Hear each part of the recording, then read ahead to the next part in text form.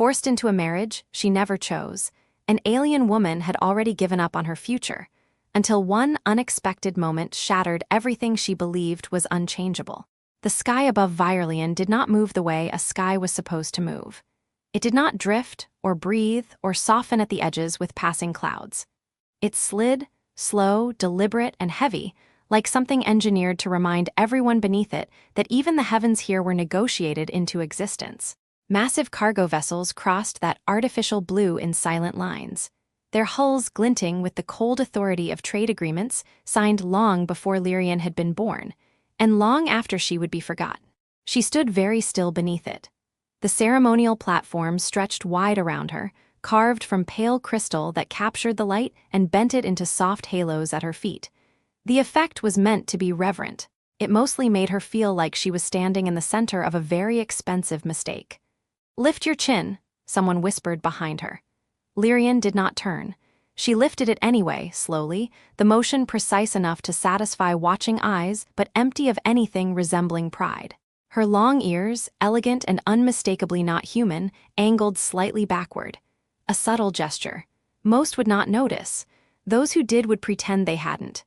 "Better," the same voice murmured, with the satisfaction of someone adjusting a decorative object rather than addressing a person. Across from her stood the man she was about to marry. Commander Thurin Volleys did not look at her.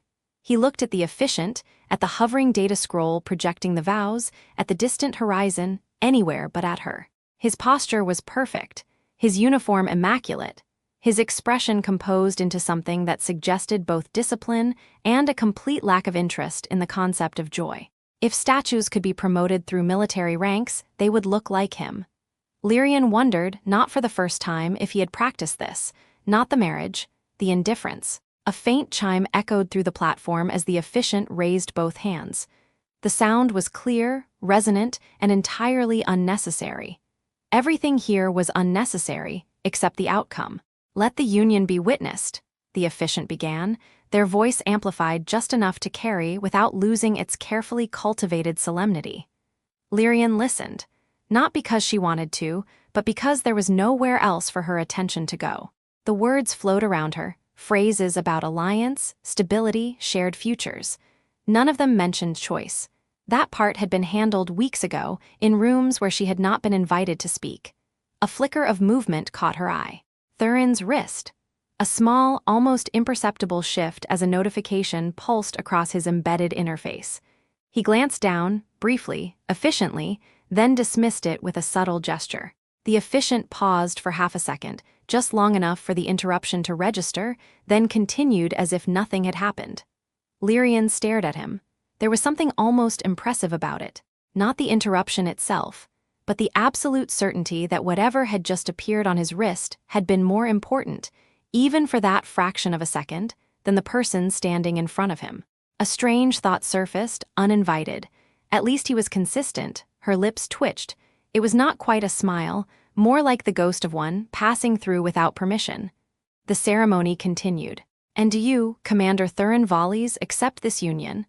A sharp metallic clang cut through the air. It was not subtle. It was not dignified.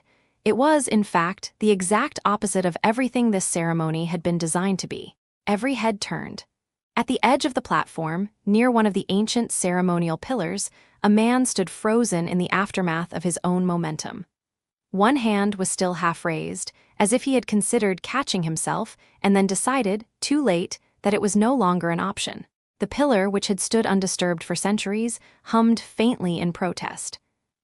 The man began, then stopped, as though realizing that whatever he said next would not improve the situation. "Okay, that's sturdier than it looks. Silence, not the peaceful kind. The kind that stretched, thin and fragile, waiting to see if it would snap." The man straightened, brushing imaginary dust from his sleeve. He was human. Lyrian recognized the signs immediately. The proportions, the subtle asymmetry, the way he carried himself like gravity was more of a suggestion than a rule. His dark hair was slightly out of place, his formal attire just a fraction less precise than it should have been. He smiled. Not cautiously, not apologetically, just smiled. "Sorry," he said, lifting both hands in a gesture that somehow managed to be both disarming and entirely insufficient. Different gravity calibration. I think your floor tried to fight me. A murmur rippled through the gathered crowd. The efficient blinked. Commander Thurin Volleys did not blink. He simply looked at the man with the same expression he might have used for a minor systems malfunction. Lyrian felt it before she understood it. The shift, small, almost imperceptible, like the first crack in something that had always been whole. She looked at the human. He was still standing there, still slightly off balance, still smiling as if he had just walked into the wrong room and decided to make the best of it. There was no calculation in his gaze, no careful measurement of status or consequence. Just a kind of open curiosity, as though he had not yet learned that moments like this were not meant to be questioned. Then his eyes met hers. It lasted less than a second, long enough. There was no recognition, no sudden understanding, just a pause, a flicker. As if, for that brief instant, the entire carefully constructed world around them had stepped aside to let something quieter pass through. Then it was gone. "Remove him," someone hissed. "Wait," another voice countered, sharper, more controlled. "He is the human delegate." Ah, that explained why he had not already been escorted out. The human delegate lowered his hands slowly, as if realizing that his continued presence in an upright position was being generously tolerated. "I can stand over here," he offered, taking a careful step backward. This time, he watched the floor as if it might have opinions about his choices. The ceremony resumed, as if nothing had happened, as if everything had not shifted, just slightly, in a way no one could quite name. "And do you accept this union?" the officiant repeated, their voice carrying a note of determination now, as binding under the accords of... "Yes," Thurin said. He did not wait for the full question. Efficiency, Lyrian thought. At least that was something they would share. "And do you, Lyrian?" She did not answer immediately. Not because she was considering refusal. That option had been removed long ago, filed away with other impractical ideas. But for the first time since she had stepped onto this platform, the word felt heavier. Yes, such a small thing, such a final one. Her gaze drifted just slightly, not to Thurin, to the edge of the platform, to the human, who was now standing very still, as if determined not to collide with anything else of historical importance. He was watching, not with the detached interest of a diplomat, but with something quieter. Something almost uncertain. As if he, too, understood that something important was happening, even if he did not fully understand what. Lyrian inhaled. The air tasted the same as it always did, filtered, controlled, predictable. "Yes," she said. The word left her without resistance. It echoed, briefly, then dissolved into the formal cadence of completion. The officiant spoke. The crowd shifted. The sky continued its slow, deliberate slide overhead. Everything moved forward, as it was meant to. And yet, as Lyrian stood there, as the ceremony concluded and the future settled into place around her like a structure she had never agreed to inhabit, she found herself holding onto something small and unreasonable. A moment, a sound, a human standing at the edge of perfection having collided, quite literally, with a world that did not bend, and smiling anyway. It was absurd. It changed nothing. But as she was led away, as the platform receded behind her and the sky continued its silent procession, Lyrian realized that for the first time in a very long while, something had interrupted the script. And it had not been corrected. The estate did not feel like a place where people lived. It felt like a place where decisions were stored. Lyrian discovered this on her third walk through the eastern corridor, which was identical to the first two corridors she had already walked through, except for a sculpture at the end that looked like it had been designed by someone who had never actually seen emotion, but had read a detailed report about it. She stopped in front of it. It was tall, polished, and curved in ways that suggested significance. It also resembled, quite strongly, a chair that had lost the will to function. "Regret," she murmured. The sculpture did not respond, which was consistent with its overall personality. A soft chime sounded at her side. One of the hovering attendants, small, disc-shaped constructs with a polite blue glow, shifted slightly closer. "Would you like an explanation of the artwork?" it asked. Lyrian tilted her head, her long ears angling forward just a fraction. "Does it have one?" "Several," the attendant replied. "They are all considered correct." "Of course they are." She resumed walking. The corridor stretched ahead of her, long and silent, lined with doors that rarely opened and windows that displayed carefully curated views of the planet below. Virelion from above looked almost peaceful, vast mineral plains, slow-moving transport lines, the occasional shimmer of atmospheric processors adjusting the sky's color balance. None of it felt particularly real. Her footsteps echoed, soft and measured. She had tried walking faster once. It had made the corridor feel longer, not shorter, as if the estate itself disapproved of urgency. "Status update," a voice said suddenly. Lyrian did not startle. She had learned quickly that voices here rarely came from where they should. "Define which one," she replied. There was a pause, a very small one. "Marital integration." She almost smiled. "Progressing," she said, because it was the kind of answer that satisfied systems without inviting further questions. "Clarify." "No." Another pause, slightly longer this time. "Clarification request denied," the voice concluded, with the faintest hint of something that might have been confusion if it had belonged to a person. The connection ended. Lyrian exhaled slowly. Her husband had not been present for most of the last 2 days. When he was, their interactions were brief, efficient, and carried out with the same tone he might have used to discuss fleet logistics. At one point, he had informed her that a shared meal had been scheduled for the following evening, then immediately received a transmission and left before she could respond. She had attended the meal. He had not. In his place, a perfectly arranged table, 2 untouched settings, and a discreet message explaining that circumstances required his immediate attention. The message had been delivered by a projection that bowed slightly after speaking, as if the apology were a formal obligation rather than an actual sentiment. Lyrian had eaten anyway. It had been quiet. She turned another corner. This corridor was slightly different. The lighting was warmer, the walls lined with embedded data panels instead of sculptures. The air carried a faint hum, deeper than the usual background systems, a sign that something here was actively in use. She slowed. Voices. Not the clean, filtered tones of the estate systems, but something less controlled. One of them was familiar in a way that made her pause before she fully recognized it. "I'm just saying," the voice was saying, "if the door doesn't want me to open it, maybe it should stop looking exactly like all the other doors." There was a second voice, sharper, clearly strained. "It is not the door's responsibility to accommodate your confusion." "I'm not confused," the first voice replied. "I'm being systematically misled by architecture." Lyrian felt it again, that small, unreasonable shift. She stepped forward. The doorway was open, revealing a chamber filled with suspended displays, layers of data moving in slow, complex patterns, trade routes and resource flows mapped out in luminous threads. At the center stood a human. He was facing one of the panels, one hand resting on his hip, the other gesturing as if the data might respond to encouragement. "And another thing," he continued, apparently addressing the air itself, "if you're going to make a system this complicated, maybe include a map that doesn't require 3 separate permissions and a philosophical commitment to patience." He stopped. Not abruptly, just paused, then he turned. Their eyes met again. This time it lasted longer. Recognition flickered across his face first, followed quickly by something that looked dangerously close to relief.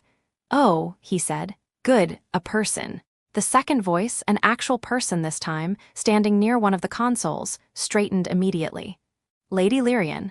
Lyrian inclined her head slightly. "You seem to be navigating." "That's a generous interpretation," the human said. "I prefer losing a very polite battle with your hallway." The other figure, a technician, judging by the uniform, looked like they were reconsidering several life choices at once. "This is the human delegate," they said, as if the statement itself might explain everything. "I gathered," Lyrian replied.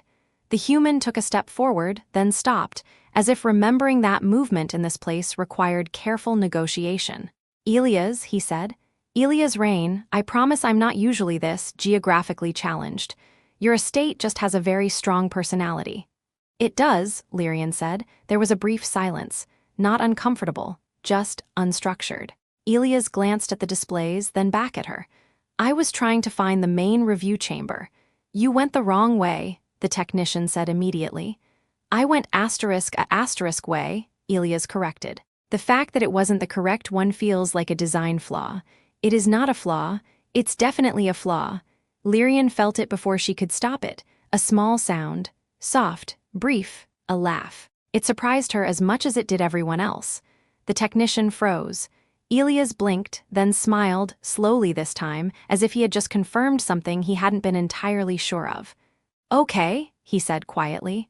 "Worth it." Lyrian straightened slightly, the moment passing as quickly as it had come.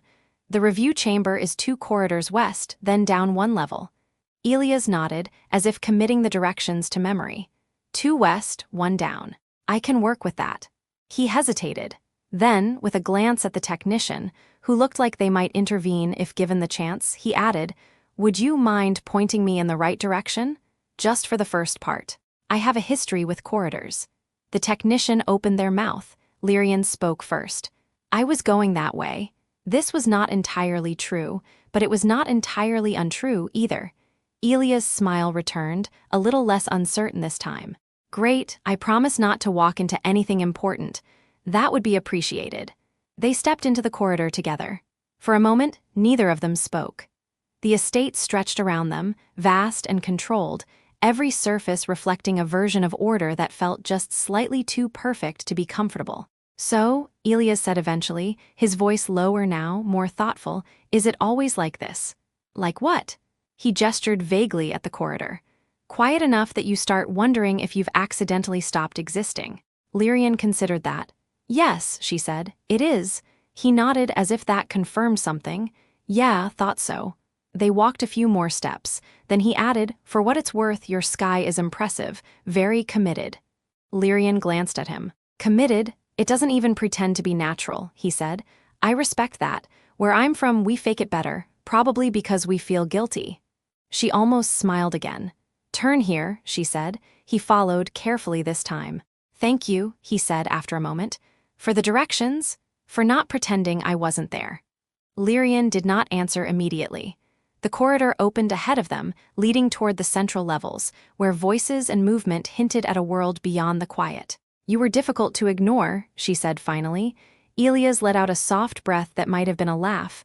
"I have that effect." They reached the junction. He stopped. "This is me," he said. "Hopefully." "Hopefully." Another pause. Then more quietly, "I'll try not to interrupt any more important ceremonies." Lyrian met his gaze. "You already did," she said. He winced just slightly. "Yeah, sorry about that." She tilted her head, her long ears catching the light. "Don't be," she said. For a moment, he didn't respond. Then he nodded. And this time, when he turned and walked away, he did not look at the floor. The sky was still moving the same way. Lyrian stood beneath it again, on a balcony that overlooked the vast, ordered expanse of the estate.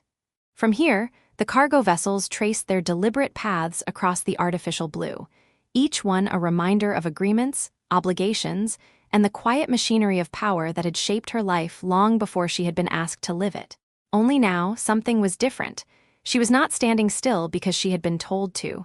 That alone felt unfamiliar enough to be almost disorienting. Behind her, the doors slid open with a soft, obedient whisper. "You're becoming difficult to schedule," Thurin said. His voice carried the same measured calm as always, but there was something beneath it now, something that hadn't been there before. Not warmth. Not quite irritation. Something closer to awareness. Lyrian did not turn immediately. "I've always been difficult," she replied. "You're just noticing it now." A pause. "That is possible."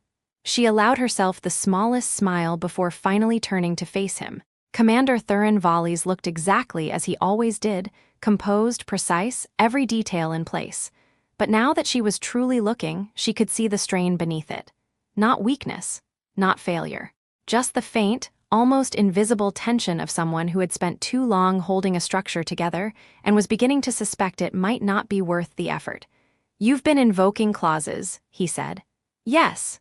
Obscure ones. I read the contract. I did not expect you to. I know." That, at least, seemed to land. He stepped further into the balcony space, the doors closing behind him with quiet finality. "The council is unsettled," he continued. They were under the impression that this arrangement was stable. "It is stable," Lyrian said. "It's just not fixed." He studied her. For the first time since she had met him, there was no immediate response. No efficient counterpoint. Just consideration. That distinction will not comfort them, he said eventually. It doesn't need to. Another pause, then, unexpectedly, you've been meeting with the human. Lyrian tilted her head slightly. He has a name. I am aware. Then you could use it. Thurin exhaled slowly, as if adjusting to a conversation that was not following its expected parameters. Elias, he said. It sounded almost experimental. Yes, Lyrian replied. I've been speaking with him. Frequently, yes. Silence stretched between them, not empty this time, not passive, waiting, and, Thurin asked, the question was simple, the answer was not. Lyrian turned back toward the sky, her gaze following the slow, steady movement above. And I realized something, she said. He did not interrupt. I realized that I have spent my entire life understanding how things work, she continued. The systems, the expectations, the rules that hold everything in place. A small breath. I've been very good at it. That is not in dispute. No, she agreed. It is. She turned back to him, but understanding something isn't the same as agreeing with it. That landed differently. She could see it in the way his posture shifted, just slightly, just enough to suggest that this was no longer a conversation he could categorize and resolve with a standard response. You are proposing change, he said carefully. I am choosing it. That is not the same thing. It is to me. Another pause, longer this time. Thurin looked at her, truly looked, as if reassessing a calculation that had once seemed straightforward. You are aware of the consequences, he said. Yes, they will not be minor. I know, they may not be contained. I'm counting on that. That, unexpectedly, drew the faintest hint of something from him, not quite amusement, not quite disbelief, something in between. You are serious, he said. I am. He nodded once slowly. Then, after a moment, so am I. Lyrian blinked. That had not been the response she expected.